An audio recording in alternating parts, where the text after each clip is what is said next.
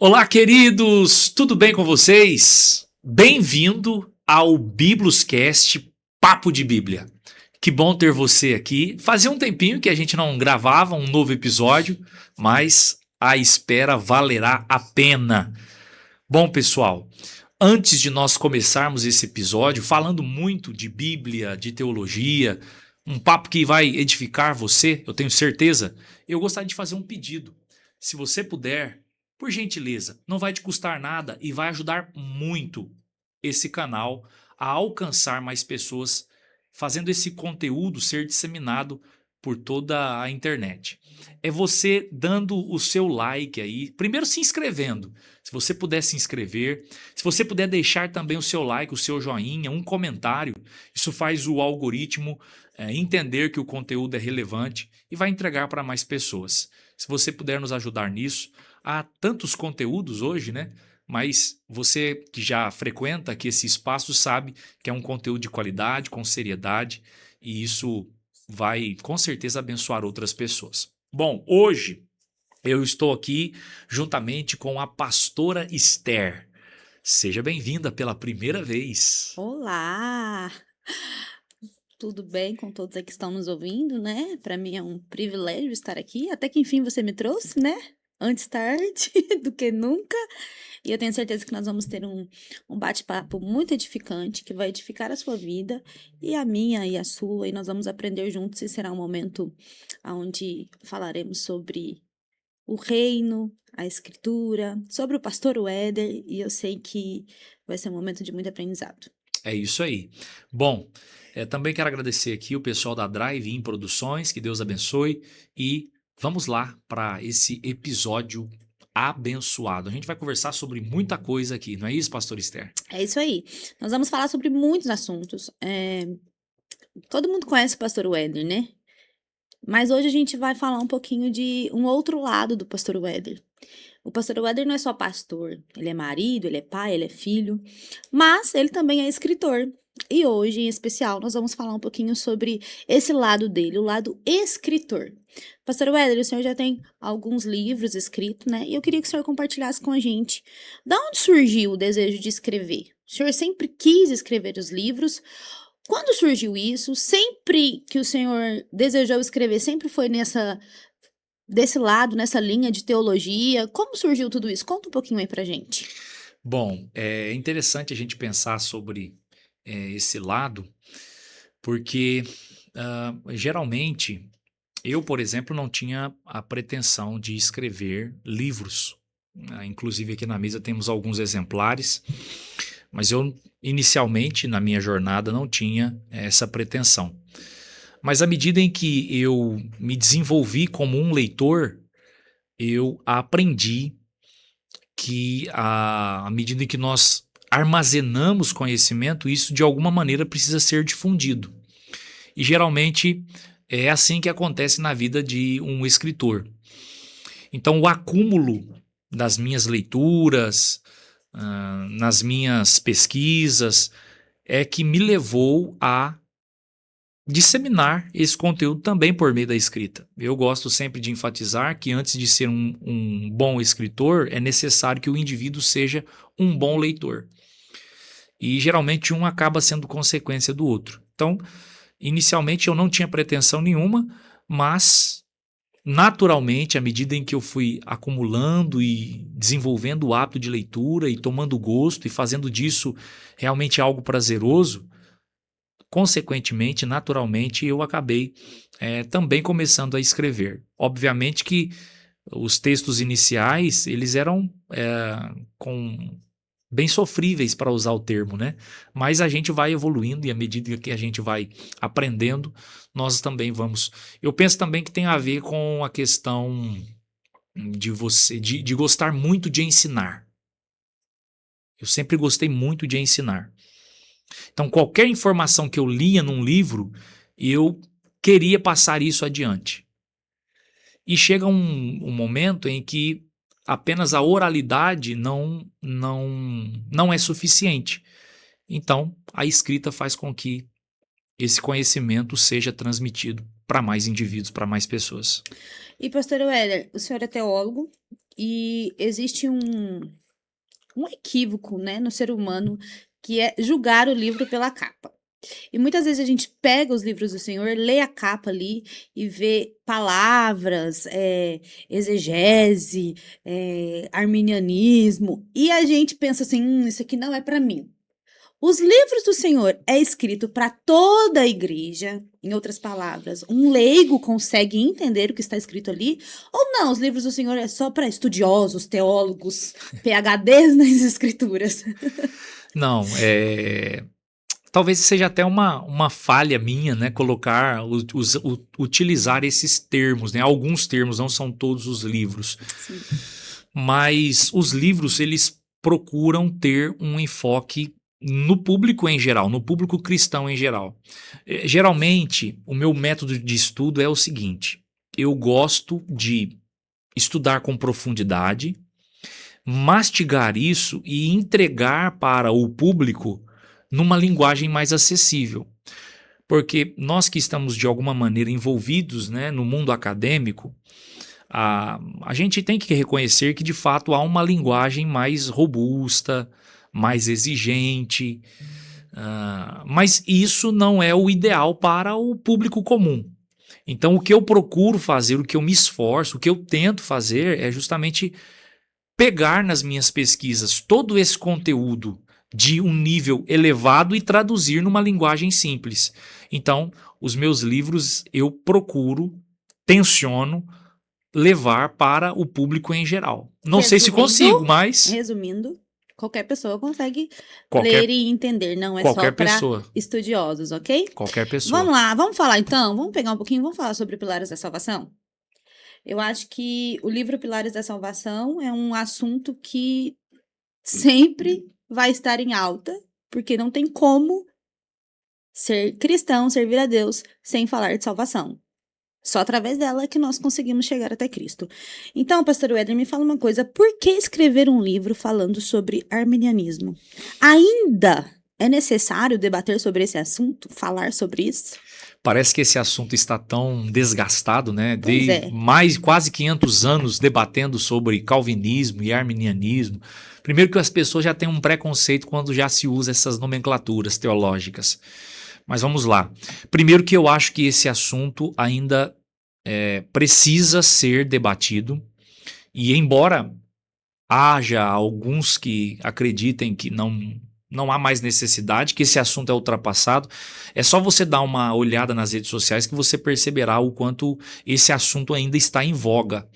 E eu entendo que um assunto deve continuar sendo debatido à medida em que as pessoas têm dúvidas sobre ele. E eu percebo que quando o assunto é soteriologia, especialmente esse conflito entre arminianismo e calvinismo, ainda há muitas dúvidas. Sim. Então, há uma necessidade de ainda continuar ser debatido. Eu não sou também uma autoridade para dizer esse assunto é atual, não é. Eu acredito que isso é um processo natural. E eu percebo que ainda existem demandas, muitas dúvidas que precisam ser sanadas. Eu escrevi esse livro, Pilares da Salvação, com o objetivo de tentar conter o avanço do calvinismo no meio pentecostal. Houve um tempo nas redes sociais que os calvinistas eles foram vanguarda no uso dessas ferramentas para disseminar os seus conteúdos. E nós, arminianos, demoramos ainda para produzir conteúdo de qualidade a respeito desse assunto. Então começou a ocorrer um certo fenômeno, que era a calvinização de muitos, em especial pentecostais, que é o seio que eu estou inserido.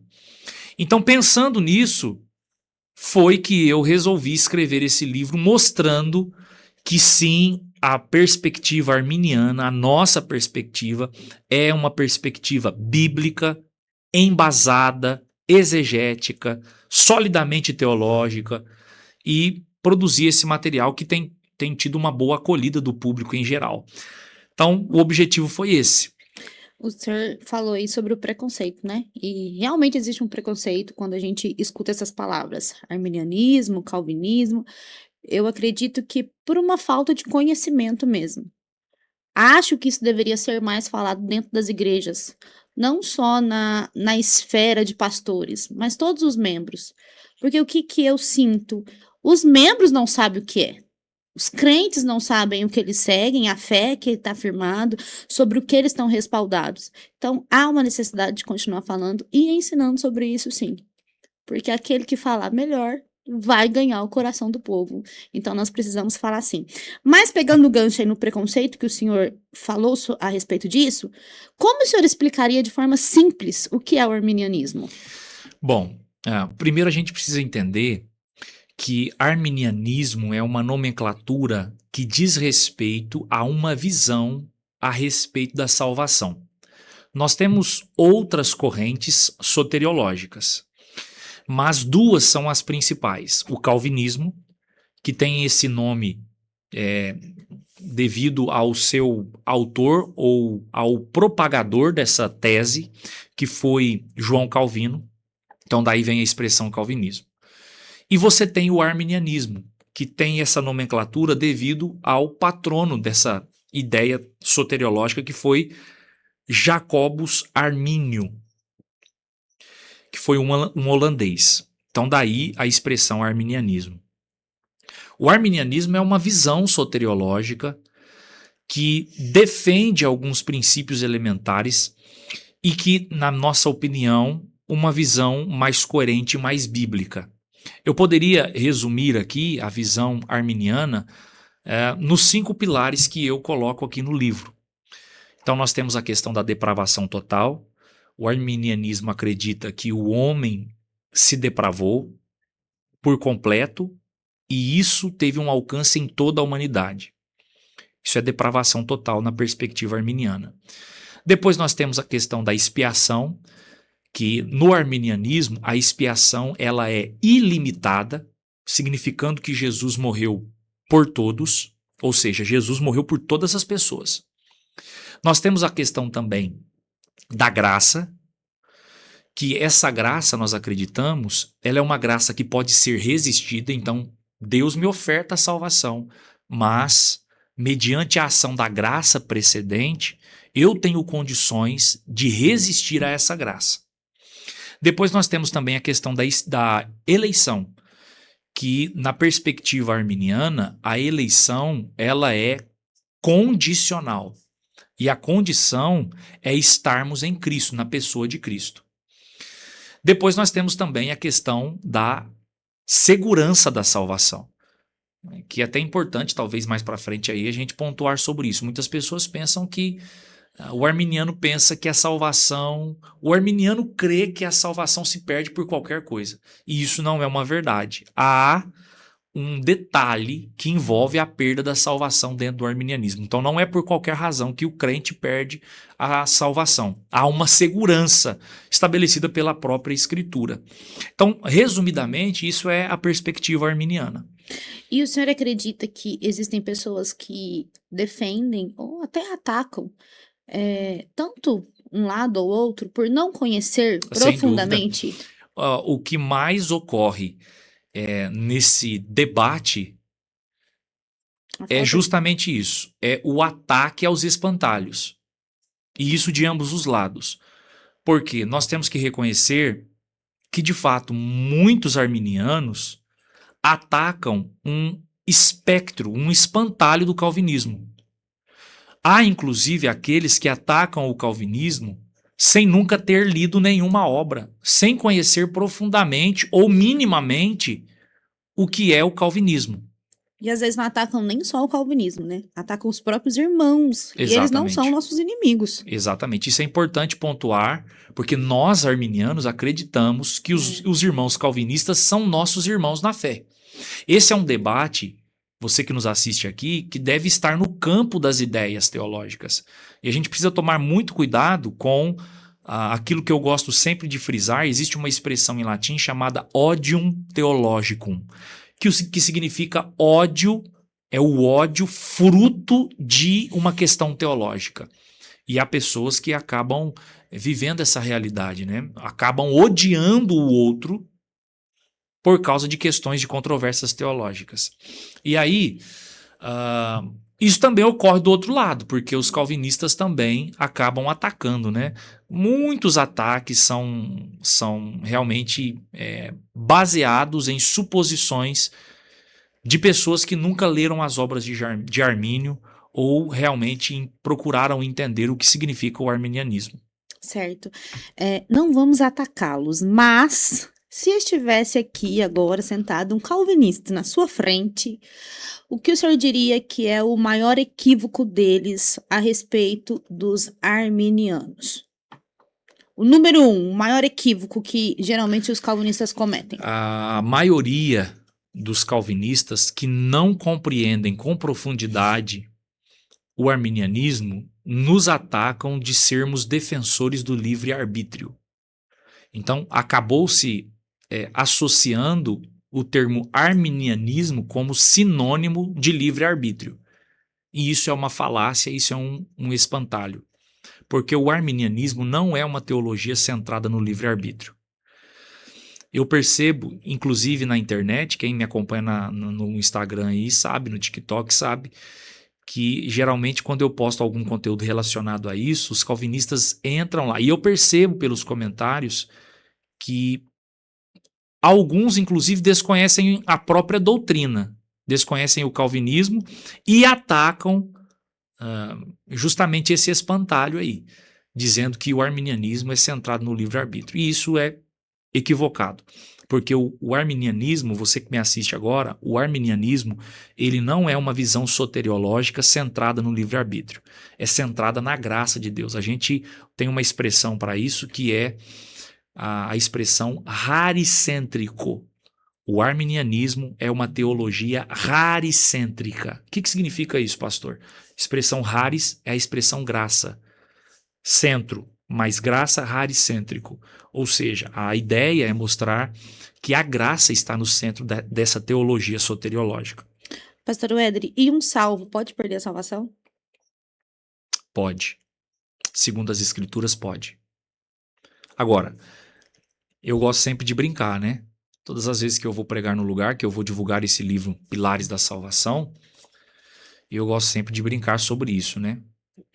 A gente perde a salvação, perde. Mas como perde? Há pessoas que pensam que o livro da vida é uma rabisqueira danada. Cheio de Pecou, Rex. apaga. Arrependeu 2 minutos depois, escreve. E não é bem assim. Qual é a condição da perda da salvação dentro da perspectiva arminiana? A apostasia. A apostasia. A apostasia é a condição para a perda da salvação. Então, sim, há a possibilidade da perda de salvação. O apóstolo Paulo, muitas vezes em suas epístolas, menciona isso, né? Lá em Gálatas, ele vai dizer que alguns estavam naufragando na fé.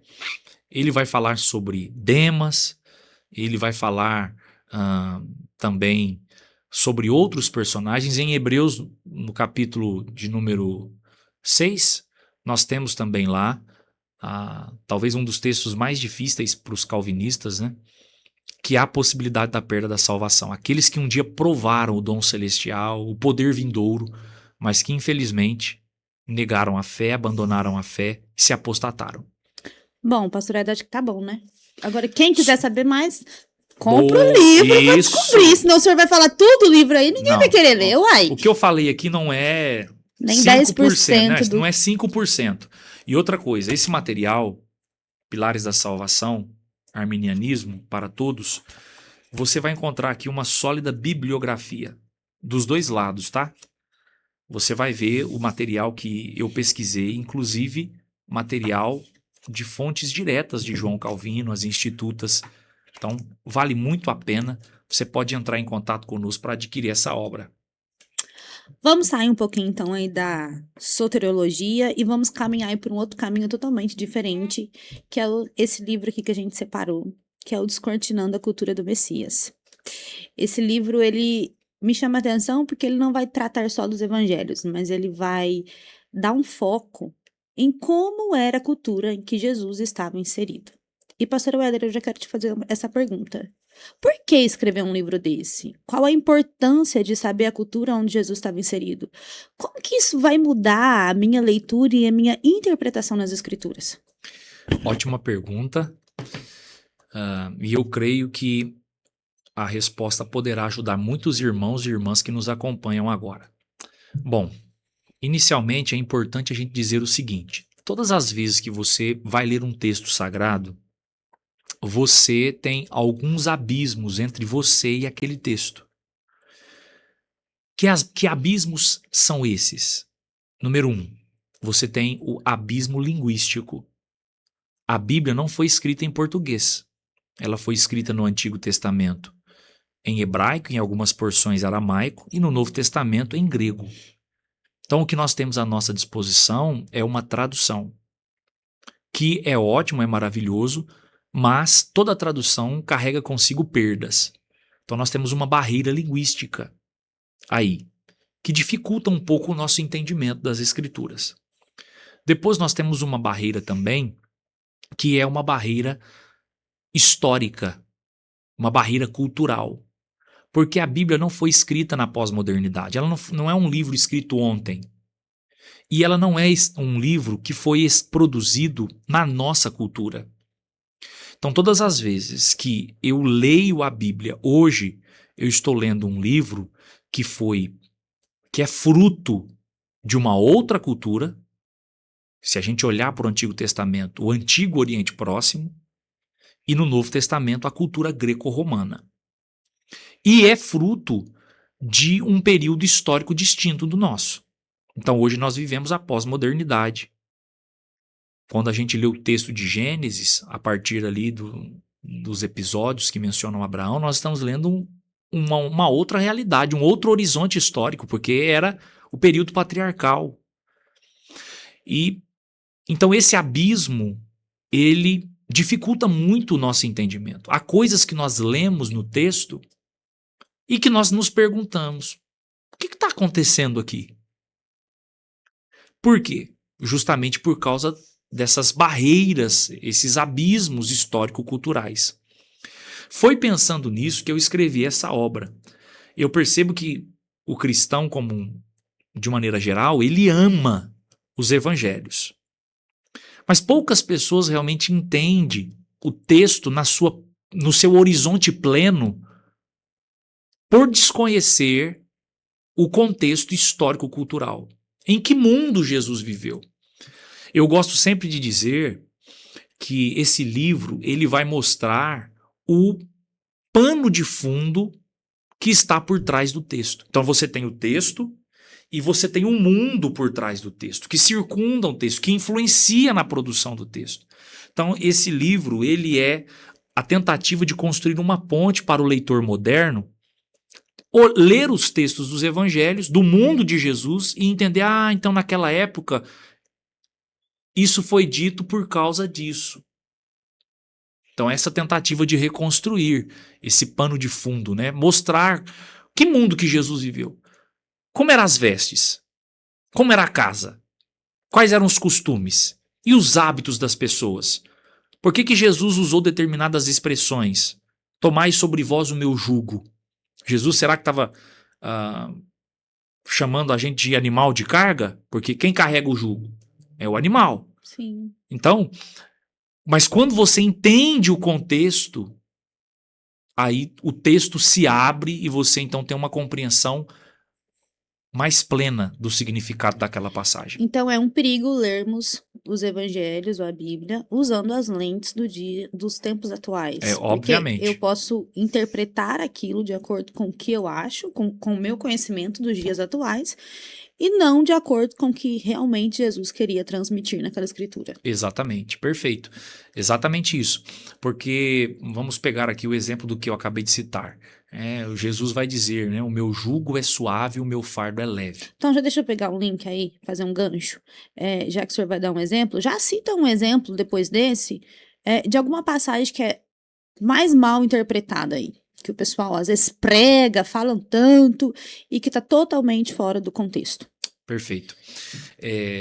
Quando Jesus usa a expressão jugo, e se a gente não tem a habilidade de parar para pensar e pesquisar de qual era o sentido disso na cultura de Jesus, nós vamos cometer um anacronismo. O que é o anacronismo? É ler o texto com as lentes de agora. Sim. Aí eu vou ler jugo e vou pensar no jugo que eu conheço aqui e vou pensar, bom, então o que Jesus está falando aí? E aí eu posso contradizer qual era a intenção do texto ao ser escrito.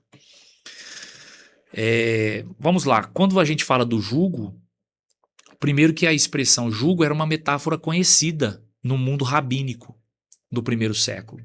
Os rabinos utilizavam a expressão jugo como metáfora para o conjunto de ensinamentos que eles davam aos seus alunos, aos seus discípulos. Então, era muito comum você dizer assim, eu sou discípulo de o rabino, suponhamos aqui, tinha 2 rabinos muito famosos, né, majoritários, que um era Shammai e outro era Hillel.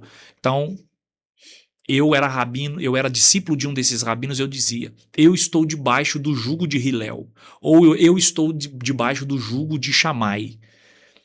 Por quê? Porque a metáfora do jugo era usada pelos rabinos para falar dos seus ensinos, do conjunto de ensinamentos que eles davam aos seus alunos. Então, quando Jesus ele diz, tomai sobre vós o meu jugo, ele está dizendo, tomem sobre vocês os meus ensinamentos. Nossa. Totalmente diferente, né? Totalmente diferente. Inclusive, né, nesse texto, há muita coisa mal interpretada. Porque a gente lê lá, né? Vinde a mim, vocês que estão cansados e Sim. oprimidos. O contexto ali não é falar de ansiedade De moderna, emoções. de emoções, não é isso. O cansaço e a sobrecarga ali, que Jesus está falando, é justamente uma menção ao conjunto de regras dos fariseus, dos saduceus, dos grupos religiosos, dos escribas, que eram impostos de maneira pesada sobre o povo. E eles então estavam sobrecarregados, porque havia lei para tudo. Havia um conjunto de regras para tudo, até para lavar a mão, para comer, para tudo que você pensar. E Jesus vai dizer, vocês estão cansados e sobrecarregados com tudo isso aí? Então, venham a mim. Só que tem o seguinte, vocês não vão ficar sem instrução, sem um conjunto de leis. Eu vou dar os meus ensinos a vocês. Assumam os meus ensinos e aí vocês então vão encontrar descanso para a alma de vocês. Perceba que a gente usa esse texto para falar de ansiedade, né? Muito. Eu já falei. Pastor Éder. Você falou aí talvez um texto Isso. mal interpretado. Tem muitos, há muitos. Sim. Mas talvez aquele texto, né, de Mateus 18, onde estiver 2 ou 3 reunidos, eu estou no meio deles. Esse texto geralmente é usado para falar quando tem pouca gente na igreja. E isso é um equívoco. Ali Jesus está falando do quórum mínimo para resolver uma questão. E aí, olha como é importante a gente conhecer a cultura. No contexto de Jesus, no mundo judaico, para se estabelecer um quórum mínimo para deliberar as questões importantes religiosas, era necessário 10 judeus. Aí se estabelecia um quórum mínimo para debater o que precisava ser debatido. Aí Jesus vai dizer, não, comigo vai ser diferente. Onde estiver 2 ou 3 reunidos no meu nome, eu vou estar presente para deliberar a respeito das questões que envolvem a vida em comunidade de vocês. Por isso que aonde houver 2 crentes, 3 crentes reunidos ali, Jesus se manifesta e o que for decidido ali conta com a presença de Jesus. Eu diria que todo pregador precisa ter esse livro, porque, É verdade. sem dúvidas, ele abre um leque na sua mente. É impossível, só de ouvir ele falando do jugo, a gente já começa a falar, nossa, podia falar isso, podia pregar isso, podia montar um texto nisso. Então, todo pregador precisa ter esse livro na sua biblioteca, que vai abrir um leque. Tem muitos textos que vão ser chave. Eu sei, existem muitas coisas aí que vão abrir muitos caminhos para vocês. Ei, escuta aqui, você tem que adquirir esse material, você tem que adquirir esse livro. Para você enriquecer as suas mensagens, para você não ser um pregador do óbvio, para você pregar com profundidade, para as pessoas ouvirem você e tomarem gosto por te ouvirem, porque você mostrou um ângulo daquele texto que as pessoas até então desconheciam. Esse livro vai ajudar você demais. Até porque o óbvio ninguém precisa pregar, né? Só ler a gente já sabe que tá lá. É isso aí. Pra gente encerrar esse assunto, eu sei que o senhor pesquisou muito sobre isso. Inclusive, o senhor fez uma pesquisa em loco. Um privilégio ir até Israel, conhecer ali, passar por alguns caminhos. Então, conta aqui pra gente.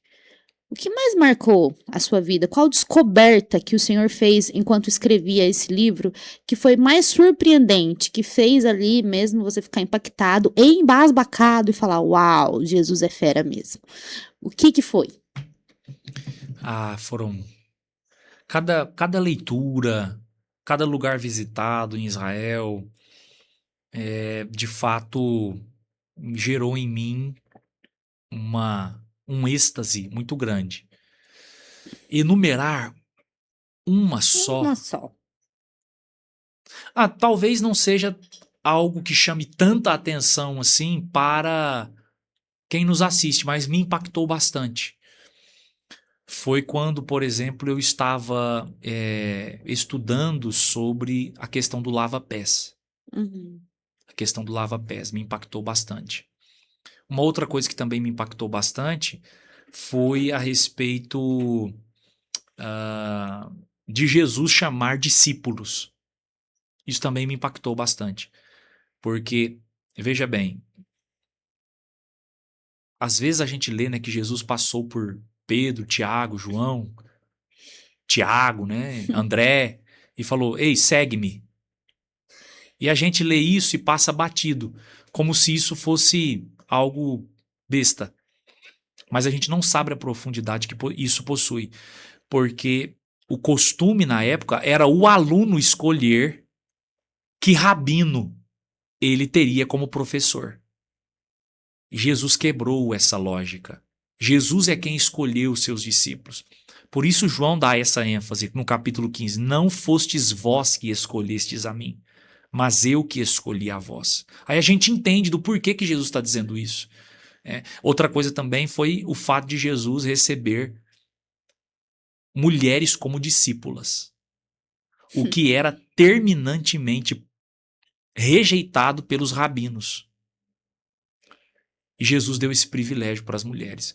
Então foram muitas coisas, mas citando essas me impactaram muito porque demonstra a graça de Deus. Né? E, se você não gosta muito de leitura, esse livro tem figurinha. Tem Tem imagem. imagens, tá bom? Então é uma leitura que vale muito a pena.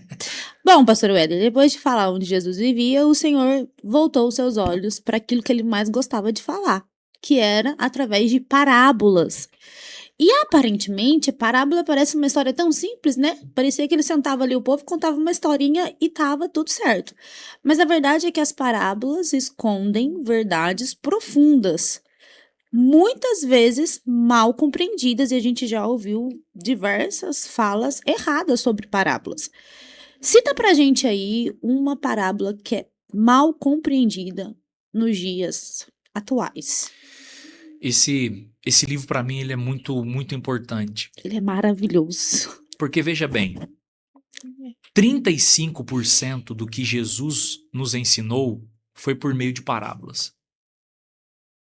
Então pense comigo. Se você não compreende as parábolas, você deixou de acessar 35% daquilo que Jesus deixou registrado por meio dos evangelhos. Se você compreende mal, você está compreendendo, você está comprometendo 35% daquilo que Jesus ensinou.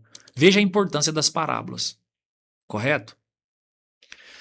E talvez poucas pessoas saibam disso, mas as parábolas foram, ao longo da história da igreja, os textos mais mal interpretados. E hoje ainda é muito comum a gente ver alguém falar sobre as parábolas e falar de maneira equivocada. Talvez a mais mal interpretada delas, no nosso meio pentecostal, seja a parábola das 10 virgens. Tá. Não fala mais nada, eu só falei isso. tá bom? Porque eu tenho uma pergunta pro senhor. Senão o senhor vai acabar com a minha pergunta. Guarda aí. A parábola das 10 virgens, então. No livro, o senhor cita várias parábolas. O bom Sim, samaritano, tô olhando aqui, a ovelha perdida, o grão de mostarda, enfim, vou escolher uma, tá? Vamos falar do bom samaritano.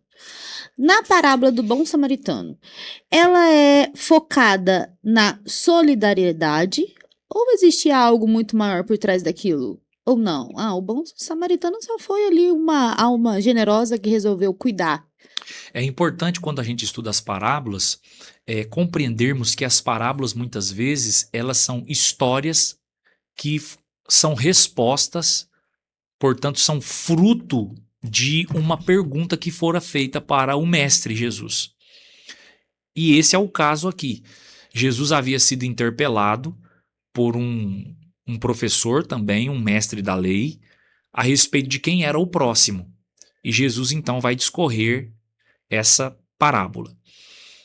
E aí, a gente precisa ter isso em mente porque se a parábola é fruto dessa pergunta, quem é o próximo, nós precisamos compreender que ela vai na direção de mostrar não apenas solidariedade, não apenas generosidade, mas, acima de tudo, a ética do reino. Por que eu uso a expressão ética? Porque essa é a ideia de quem é o meu próximo. A parábola trata do relacionamento do indivíduo com o próximo. Então é uma relação ética. E Jesus, através dessa parábola, vai mostrar como é a ética do reino que ele ministrava. E essa parábola, ela tem lições extraordinárias, profundas, que talvez, à medida em que a gente vai escrevendo, a gente vai percebendo, né? Não existe filho preferido. E livros são como filhos. Então, todos são amados pelo autor. Mas há alguns insights que Deus me deu nesse livro Vislumbres do Reino, que são assim. Tem hora que eu pego o livro e falo, rapaz, mas fui eu mesmo que escrevi isso aqui? Porque me toca profundamente, revela a beleza do texto, daquilo que Jesus quis ensinar. Então, essa parábola do bom samaritano, ela é uma parábola que trata sobre a ética do reino. E das parábolas que o senhor escreveu aí e trouxe, e das que o senhor já estudou também, qual delas mais confrontou o senhor? Qual me confrontou mais? Ah, depende, porque se for como pastor, como ministro de Deus, a parábola da ovelha perdida. Por quê? Porque ela revela como o pastor daquela parábola agiu e muitas vezes o comportamento dele confronta o meu próprio comportamento. E eu percebo como eu estou aquém, né, daquilo que Deus ele realmente faz pela vida de um pecador. Então a parábola do bom samaritano também me confronta muito, porque ela vai revelar o quão faltoso eu sou nos meus relacionamentos interpessoais, porque revela a ética do reino. Mas ao mesmo tempo, eu também sou confrontado pela parábola do filho pródigo, que a expressão filho pródigo, né, parece evidenciar que a parábola se concentra só no menino novo, né, no mais novo, quando na verdade ela revela ali dois pecadores, porque o filho mais velho também tem os seus equívocos. E aí então a gente é confrontado a todo momento. Eu acredito que não há um leitor das parábolas que, ao ler e entender, não seja confrontado por todas elas.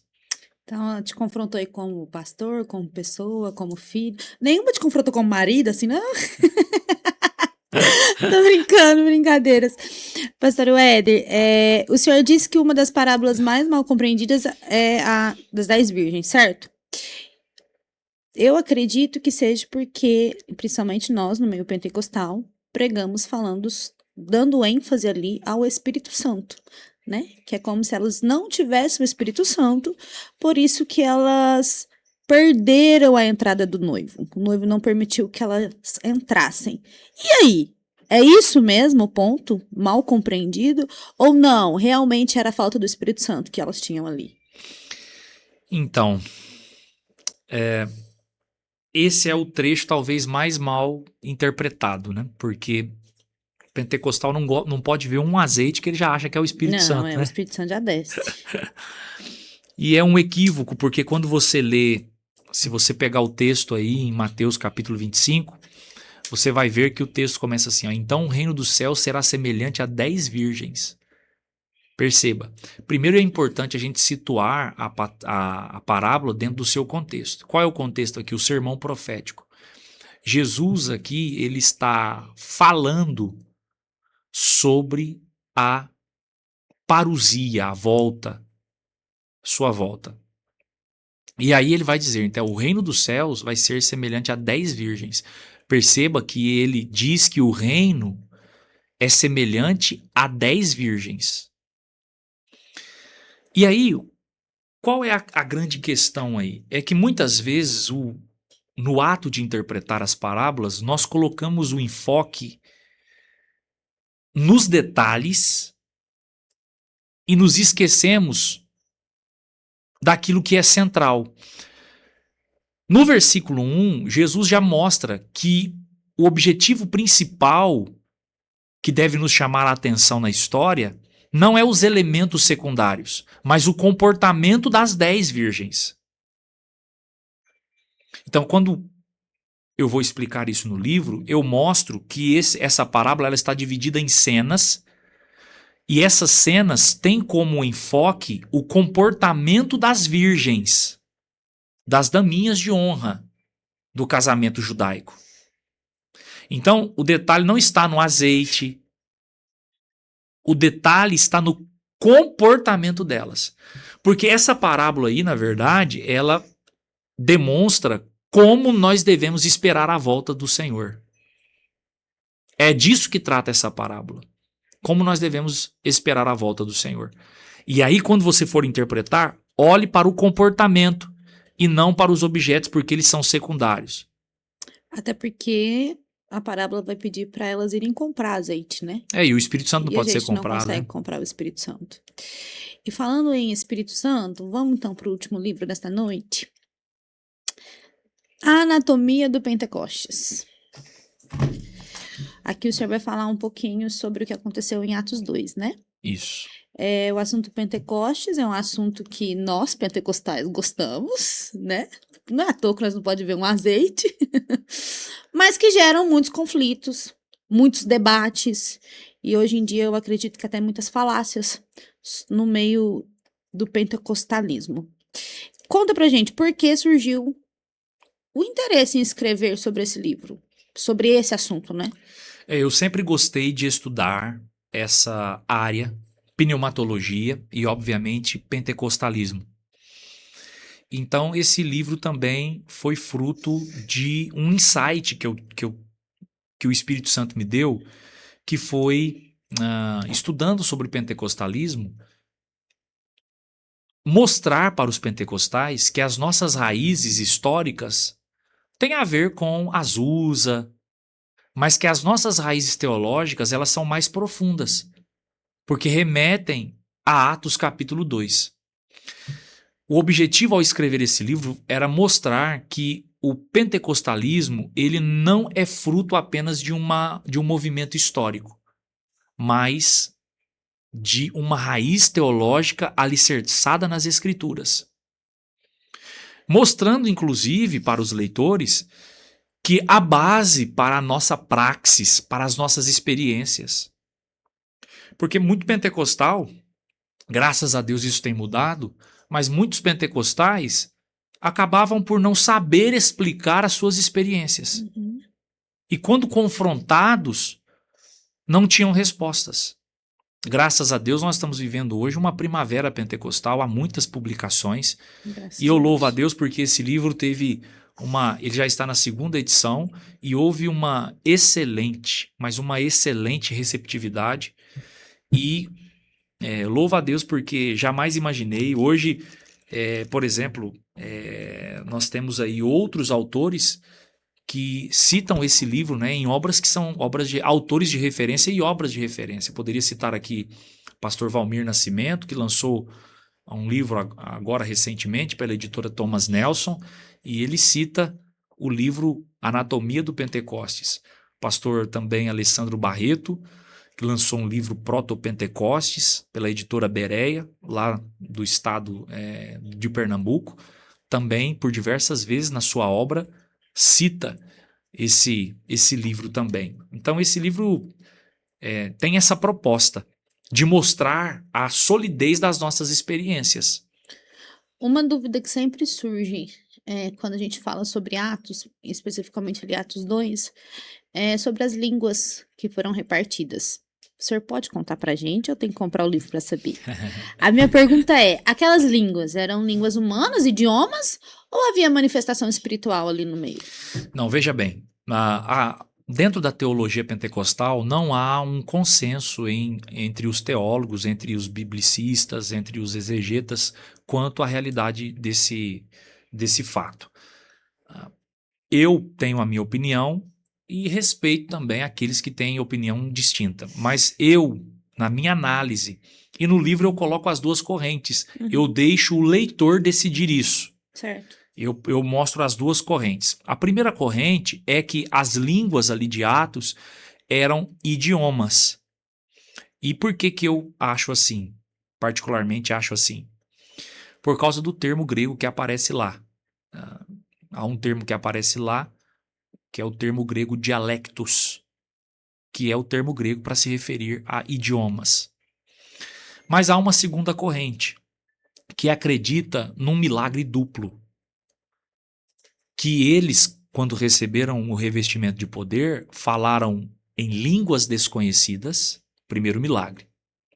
E aqueles que ouviram entendiam no seu próprio idioma, segundo milagre. Por que, a meu ver, há uma dificuldade aí? Esse ouvir é que é o meu problema. Porque o que aconteceu? Eles tiveram ali o dom de interpretação? Deus deu a incrédulos ali o dom de interpretação? Então há uma dificuldade exegética aí. Então, agora, é importante dizer que quando a gente fala que em Atos 2 as línguas foram idiomas, isso não significa que as línguas estranhas não sejam verdadeiras. E que não haja outros textos na Bíblia, no Novo Testamento, que indiquem isso. E até no Antigo Testamento também. No livro a gente pontua algumas coisas relacionadas a isso. Então, tanto no Novo quanto no Antigo Testamento, porque as pessoas pensam também que esse negócio de língua estranha era só no Novo Testamento, né? E não sabe que existe algo no Antigo Testamento, algumas bases, alguns indicativos de que isso também era uma realidade no Antigo Testamento. E, pastor Weder, hoje ainda existe muita busca por manifestações do Espírito Santo. Muito, né? O povo gosta de um espetáculo, vamos dizer a verdade. O senhor acha que nós estamos entendendo corretamente o que o Espírito Santo propôs e sempre quis fazer? Ou estamos extrapolando, ou estamos deixando de deixar que o Espírito Santo manifeste da maneira dele, estamos querendo fazer do nosso jeito? Enfim, o que o senhor acha sobre essas manifestações desenfreadas que a gente vê por aí? Eu percebo que, na verdade, nós estamos enfrentando dois perigos que são de extremos opostos. Sim. Esse receio que você pontuou aí de extrapolar as meninices, as invencionices, tem levado muitas igrejas a enjaular o Espírito Santo, inibindo as ações. E nos fazer com que fiquem incrédulos também, né? Exatamente. Quando eu falo enjaular, o Espírito Santo não pode ser enjaulado, né? Mas inibir as ações do Espírito Santo, as ações genuínas. Então, num receio de que haja esses excessos, em muitos lugares, o fogo autêntico tem também se apagado. Aí, em contrapartida, você tem também um outro extremo, que é uma geração que tem pautado a sua vida cristã apenas no sentir, num emocionalismo subjetivo, superficial. Essa geração voltada, esse culto voltado apenas para o sentir, essa dopamina, sabe? Esse anseio de que todo culto eu vou ter uma reação dopaminérgica. E isso não é a vida cristã. Porque quando nós olhamos para as escrituras, a gente percebe que as experiências elas são legítimas, mas elas não acontecem toda hora. Sim. Isso não ocorreu nem em Atos, nem na vida dos apóstolos. Eles tiveram experiências, mas não era a todo momento.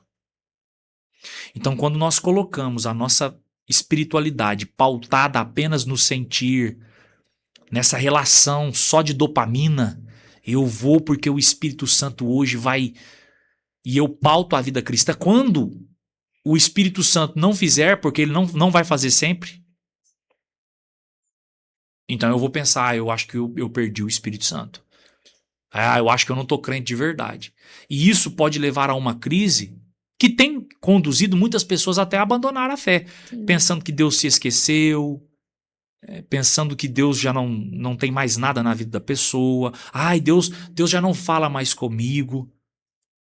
Eu já não estou sentindo mais E Deus. existem momentos da caminhada cristã que a gente vai ter que enfrentar o silêncio de Deus. Não quer dizer Exatamente. que ele virou as costas pra gente. Mas, pastor Weder, tem uma outra coisa que me preocupa muito. Eu não sei se o senhor tem a mesma visão. É que nessa busca aí, né, pela dopamina, pelas emoções, nós estamos criando uma geração de crentes dependentes disso e também estamos criando pessoas que sabem manipular muito bem isso. Porque se você estuda um pouquinho, se tiver algum músico aqui que está assistindo, vai saber falar. Um acorde, uma melodia, dependendo do jeito que você toca, você consegue atingir as emoções, fazer aquela pessoa chorar, aquela pessoa se emocionar. E nem por isso é o Espírito Santo. Não é à toa que a gente chora vendo um filme, a gente chora às vezes escutando um Perfeito. louvor. Então, isso me preocupa, porque a gente está criando uma geração superficial, que às vezes é movido por isso, mas que não entende que às vezes é só uma emoção. Só uma reação natural do seu próprio Do ser. seu corpo, né? Do Ele seu vai corpo. reagir. E eu acho que isso é perigoso. Perigoso, porque confunde realmente a mentalidade da pessoa e quando a vida cristã realmente exigir, essa pessoa não vai ter raiz suficiente para perseverar na caminhada com Cristo. E aí nós temos visto realmente um monte de manipuladores, Sim. e até o uso de linguagem neurolinguística. Sim. Dependendo do que você fala, você desperta sensações, os termos, e tudo isso nós devemos tomar muito cuidado. A ação do Espírito Santo, ela precisa ser espontânea. Eu sempre tenho pontuado isso. Nós precisamos voltar, como pregadores, como ensinadores, como adoradores, nós precisamos conduzir o povo a realmente buscar a Deus, mas entender que o Espírito Santo age de maneira espontânea porque ele é soberano. O vento sopra onde quer. E no seu livro, o senhor dedicou um capítulo inteiro ao sermão de Pedro.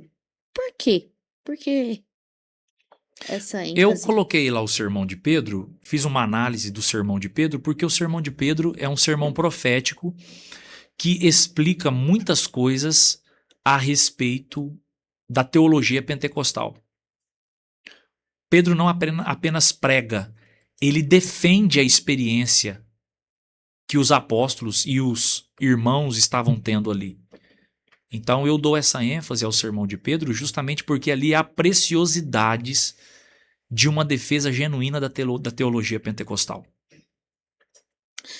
Pastor Weller, pra gente encerrar, vamos fazer um bate-bola bem de Bora. leve. Bora.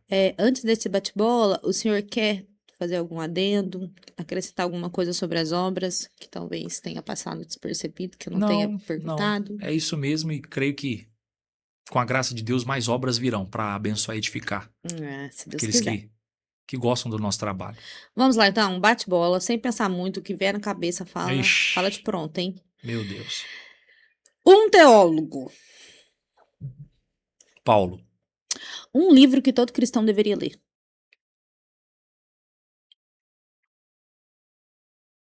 Heróis da Fé. Uma passagem bíblica que mais marcou sua vida. Filipenses 4. Não andeis ansiosos por coisa alguma, antes sejam conhecidas as vossas necessidades diante de Deus pela oração e súplicas com ações de graças. E a paz de Deus, que excede todo entendimento, guardará o vosso coração e a vossa mente em Cristo Jesus. Qual dos livros foi mais difícil escrever? De todos, né? Não só desses. Acho que Descortinando. Qual foi o mais prazeroso em escrever? Vislumbres do Reino. Qual livro o senhor ainda sonha em escrever? Muitos. Estou preparando material agora para o livro O que eu aprendi com o Príncipe dos Pregadores, que é sobre Charles Spurgeon. Tem um livro que está nas mãos da editora, que vai sair em breve, que você precisa saber sobre o Espírito Santo. Tem um outro também que está no forno, que foi enviado para uma editora, que é Radiografia da Igreja, que é sobre as cartas das igrejas do Apocalipse. Tem um monte de livro que eu quero escrever e que eu quero que saia. Amém. Última pergunta desse bate-bola. Qual a mulher mais bonita desse mundo? Está bem diante de mim. Ah, pastor Hélio, foi um prazer estar aqui. O prazer é meu. Nesse Eu espero momento. que tenha sido edificante para o pessoal, Acredito que sim. E, Aprendemos gente, muito. E, gente, pessoal, eu tenho incentivado e falei para ela que ela precisa ter o podcast dela para as mulheres, para edificar as mulheres.